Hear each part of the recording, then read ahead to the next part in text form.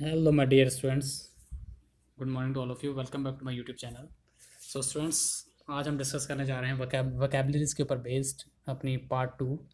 Part first में already discuss कर चुका हूँ, जिसको आप मेरे पुरानी वीडियोस में आप उसमें देख सकते हैं। स्टूडेंट्स, जो मैं वीडियोस जो बना रहा हूँ ये आपके सारे एग्ज़ाम के लिए इम्पॉर्टेंट है। मीन्स आप कोई भी कॉम्पिटिटिव एग्ज़ाम देने जा रहे हो, क्योंकि इंग्लिश का एग्ज़ाम, इंग्लिश का जो टॉपिक है आपका, वर्ड मीनिंग्स जो भी इससे रिलेटेड जो भी होता है, वो आजकल लगभग सभी एग्ज़ामों में आपका पूछा जाता है। चाहे वो वर्ड मीनिंग्स हो, चाहे वो सेंटेंसेस हो, किसी पर बेस्ड हो, वो हर चीज़ आपका इंग्लिश तो आपका सब्जेक्ट हर एग्ज़ाम में रहता ही है। इसलिए इन वर्ड मीनिंग्स को आप सारे एग्ज़ाम के लिए इम्पॉर्टेंट समझिए और इसको एक एक करके समझते जाइए। सो स्टूडेंट्स, स्टार्ट करते हैं इस टॉपिक को टाइम ना वेस्ट करते हुए। फर्स्ट वर्ड है स्टूडेंट्स आपका कैनिबल। कैनिबल मीन्स नरभक्षक। ये एक नाउन है, यानी एक संज्ञा है। इसका मतलब होता है नरभक्षक या आदमखोर। ऐसा इंसान या ऐसा जानवर जो किसी इंसान को मारकर खाता हो, उसको बोलते हैं नरभक्षक। इसका जो पर्यायवाची हैं, सिनोनिम है इसके, मैनेटर, ऑगर और स्क्रैप्सी। ये क्या है इसके सिनोनिम। अब इसके अपोजिट मीनिंग वाले जो वर्ड हैं वो देखते हैं यहाँ पे, यानी कि विपरीतार्थक शब्द। ह्यूमेन और टेम। ह्यूमेन और टेम का मतलब हुआ मानवतावादी या दयालु इंसान। सो स्टूडेंट्स, अब देखते हैं सेंटेंस इस वर्ड के ऊपर based. Some people were killed and eaten by cannibals. कुछ लोग कैनिबल्स के द्वारा मारे गए और खा लिए गए, यानी कुछ कैनिबल्स ने पहले इंसानों को, कुछ लोगों को मारा और फिर उनको खा लिया। ओके स्टूडेंट्स, अब देखते हैं अपना नेक्स्ट वर्ड, एल्ट्रुइस्ट। ये भी एक नाउन है, संज्ञा है एक। इसका मतलब होता है दूसरों पर उपकार करने वाला, यानी ऐसा इंसान जो दूसरों पर उपकार करता हो, दूसरों की भलाई करता हो, उसको हम बोलते हैं एल्ट्रुइस्ट। सिनोनिम है इसके, यानी सेम मीनिंग वाले वर्ड हैं इसके, सेल्फलेस, सेल्फ सैक्रिफिशियल। ये हैं इसके पर्यायवाची शब्द। अब देखते हैं इसके अपोजिट मीनिंग वाले वर्ड, एंटोनिम, जो कि ये हैं सेल्फिश, अनचैरिटेबल, स्टिंजी एंड ईगोइस्ट। यानी कि ये अपोजिट हैं इस वर्ड की। ठीक है, इसका मतलब होता है सेल्फिश का मतलब होता है जैसे स्वार्थी या दूसरों पर उपकार ना करने वाला। अनचैरिटेबल, स्टिंजी, ईगोइस्ट। ठीक है, ये सारे सेम मीनिंग वाले वर्ड है ये। सो स्टूडेंट्स, अब देखते हैं सेंटेंस इस वर्ड के ऊपर based. He is an altruist because he loves others better than himself. वो एक एल्ट्रुइस्ट है, यानी कि वो एक परोपकारी है, जो जिसको बहुत अच्छा लगता है, जिसको अच्छा लगता है दूसरों की भलाई करना। ठीक है, he is an altruist because he loves others better than himself. वो एक परोपकारी है क्योंकि उसको दूसरों से प्यार करना अच्छा लगता है, बजाय खुद से प्यार करने की। ठीक है स्टूडेंट्स, नेक्स्ट देखते हैं नेक्स्ट जो वर्ड आपका मिज़ेंथ्रॉप। ये भी एक नाउन है, यानी एक संज्ञा है। इसका मतलब होता है मानव द्वेषी या लोक शत्रु। ऐसा इंसान जो इंसानियत का दुश्मन हो, जो इंसानों से नफरत करता हो, उसको बोलते हैं मिज़ेंथ्रॉप। इसका जो सेम मीनिंग वाले वर्ड हैं, यानी सिनोनिम है इसके, सिनिक, पेसिमिस्ट और नेगेटिविस्ट। ये हो गए इसके सिनोनिम, यानी कि सेम मीनिंग वाले वर्ड। अब इसके अपोजिट मीनिंग वाले जो वर्ड हैं, यानी विपरीतार्थक जो शब्द हैं, वो ये हैं, आइडियलिस्ट, ऑप्टिमिस्ट एंड पॉजिटिविस्ट। यानी कि आदर्शवादी, कोई अच्छी सोच वाला इंसान, दूसरों पर दया करने वाला, परोपकारी इंसान। ठीक है, अब सेंटेंस देखते हैं इसके ऊपर based. Adolf Hitler was a complete misanthrope. So students, अपने जो जर्मन का जो रूलर था एडोल्फ हिटलर, उसके बारे में आपने सुना ही होगा। वो क्या था, एक कंप्लीट मिज़ेंथ्रॉप था, यानी वो क्या था, मानव शत्रु था, या लोग मानव शत्रु और लोक शत्रु था। मीन्स वो इंसान से नफरत करता था वो।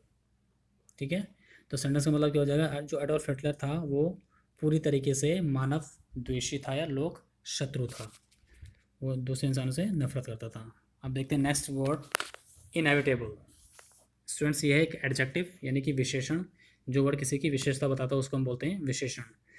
इसका हिंदी मीनिंग है अपरिहार्य या ज़रूरी, यानी ऐसी कोई भी चीज़ जो बहुत ज़्यादा इंपॉर्टेंट हो, कंपलसरी हो, ठीक है, जिसको हम छोड़ ना सकें, बहुत ज़्यादा इंपॉर्टेंट, उसको बोलते हैं इनएविटेबल। सो सिनोनिम है इस वर्ड के ऊपर based, mandatory, obligatory, compulsory and unavoidable. ठीक है, ये हैं इसके पर्यायवाची। अब इसके देखते हैं अपोजिट मीनिंग वाले वर्ड्स, यानी एंटोनिम। वह है एविटेबल और एवर्टेबल।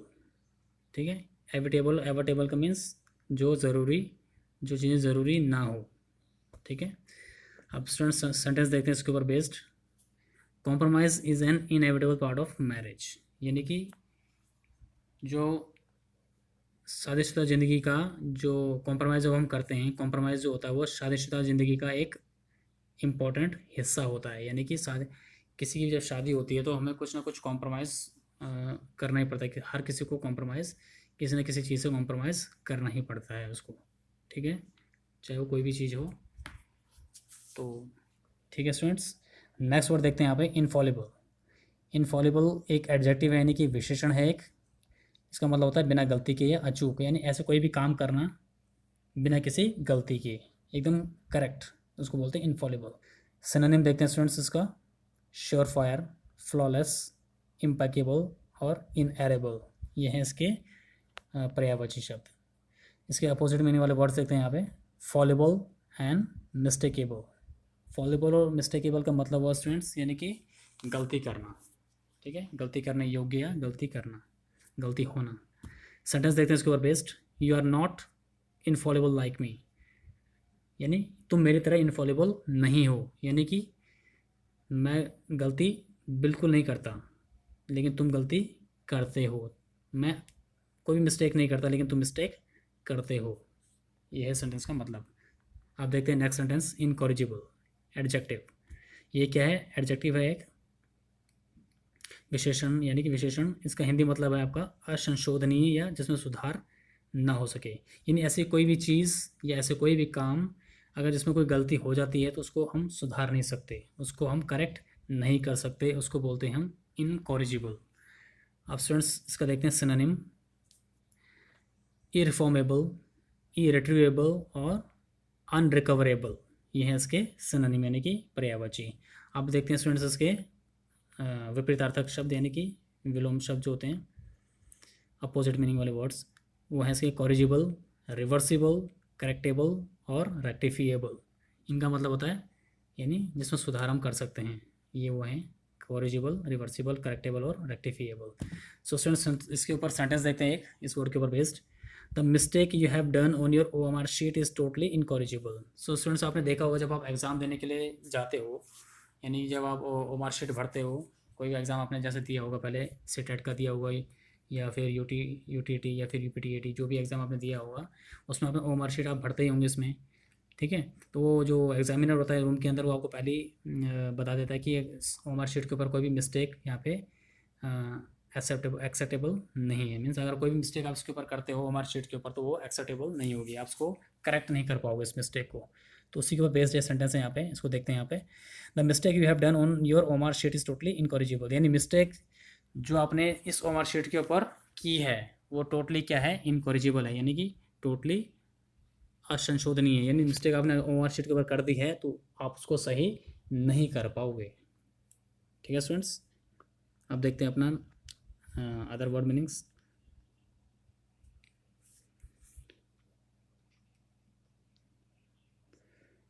नेक्स्ट वर्ड अपना नेपोटिज्म। नेपोटिज्म का मतलब होता है स्टूडेंट्स भाई भतीजावाद, यानी कि दोस्ती यारी निभाना, जिसको हम बोलते हैं नॉर्मल भाषा में।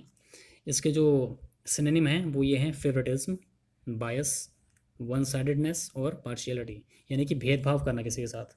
जैसा आपने देखा होगा आजकल तो हर जगह भेदभाव ही होता है, चाहे आप कहीं भी जाओ, चाहे आप जॉब के लिए जाओ या फिर इंटरव्यू के लिए, चाहे आप कहीं टिकट ले रहे हो, कहीं भी, हर जगह आपको भेदभाव ही नज़र आएगा यहाँ पे।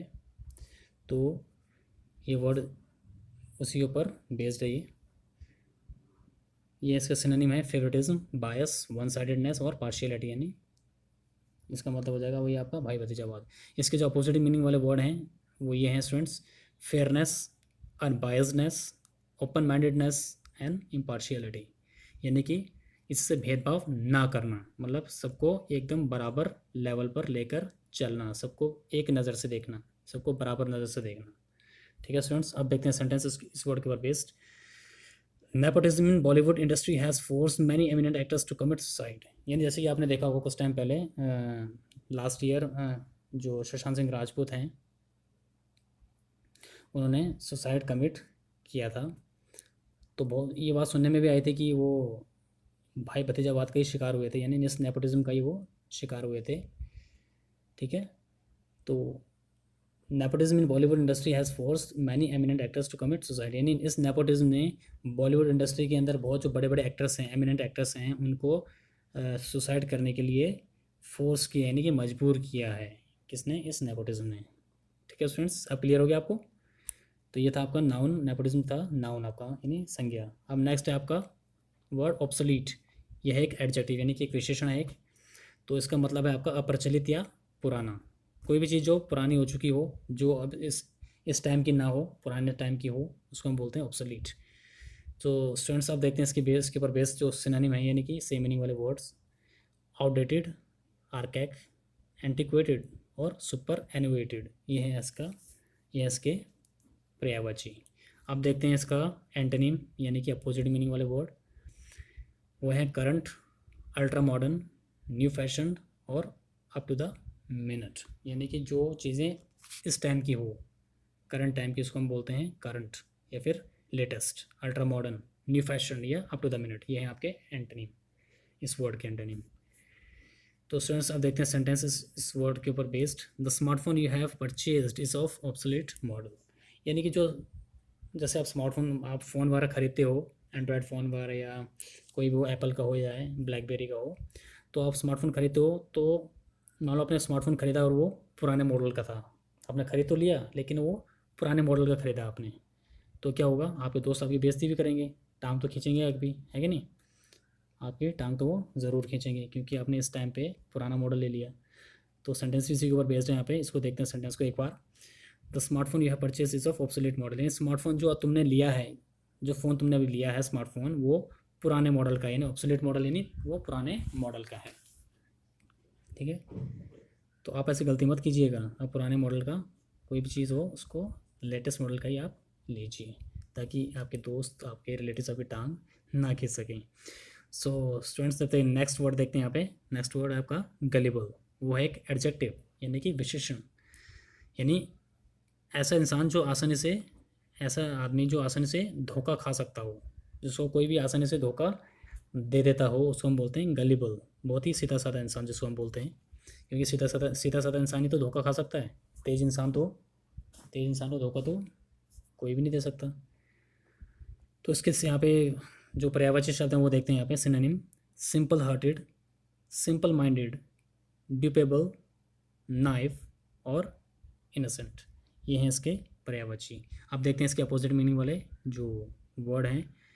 Hard headed, shrewd, clever, street smart, यानी कि तेज़ तर्रार आदमी, बहुत माइंडेड आदमी, बहुत चालाक आदमी। ठीक है, इनका मतलब ये है। अब देखते हैं स्टूडेंट्स इस वर्ड के ऊपर based sentence. They use to sell duplicate items to a gullible public, यानी वो लोग, जो लोग हैं वो बेचा करते थे। यूज़ टू का मतलब होता है स्टूडेंट्स, यूज़ टू का मतलब इस्तेमाल वहाँ पर होता है जब हम कोई पुरानी अपनी आदत को बताते हैं या किसी की पुरानी आदत को बताते हैं, तब उसके लिए हम मॉडल का यूज़ करते हैं। मॉडल वर्ब जो होती हैं उसको, वो है आपका यहाँ पे यूज़ टू, उसका यूज़ हम करते हैं। तो यहाँ पर सेंटेंस देखते हैं यहाँ पे। They use to sell duplicate items to a gullible public, यानी वे लोग गलीबल पब्लिक को, यानी सीधी सादी पब्लिक को डुप्लीकेट आइटम बेचा करते थे, यानी कि वे लोग सीधे सादी पब्लिक को डुप्लीकेट आइटम्स बेचा करते थे। ठीक है स्टूडेंट्स, आई होप आपको ये वर्ड क्लियर हो गया होगा। नेक्स्ट वर्ड आपका, नेक्स्ट और लास्ट वर्ड है आपका क्रेडिबल, यानी ये एक एडजेक्टिव है। इसका मतलब होता है विश्वसनीय या जिस पर विश्वास किया जा सके, यानी ऐसे कोई भी चीज़ या ऐसा इंसान जिस पर हम विश्वास कर सकते हो, उसको हम बोलते हैं स्टूडेंट्स क्रेडिबल। ये एक एडजेक्टिव यानी कि विशेषण है एक। इसके पर्यायवाची देखते हैं यहाँ पे। बिलीवेबल, क्रेडिटेबल, रिलायबल और ऑथेंटिक, ये हैं इसके सेम मीनिंग वाले वर्ड्स। ठीक है, आप देखते हैं अपोजिट मीनिंग वाले वर्ड्स, यानी कि एंटोनिम वो है इनक्रेडिबल, अनबिलीवेबल और डूबियस एंड अनरिलायबल, यानी ऐसी कोई भी चीज़, इंसान जिस पर हम भरोसा नहीं कर सकते, वो होता है आपका इनक्रेडिबल। इनक्रेडिबल जैसा आपने सुना भी होगा, टीवी में भी आता है, ऐड में आता है, इनक्रेडिबल इंडिया, इस तरह से, ठीक है।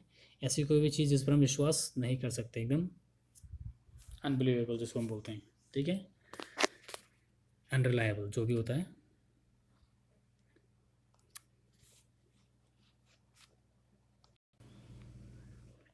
सो स्टूडेंट्स आप देखते हैं यहाँ पर सेंटेंस इस वर्ड के ऊपर बेस्ड।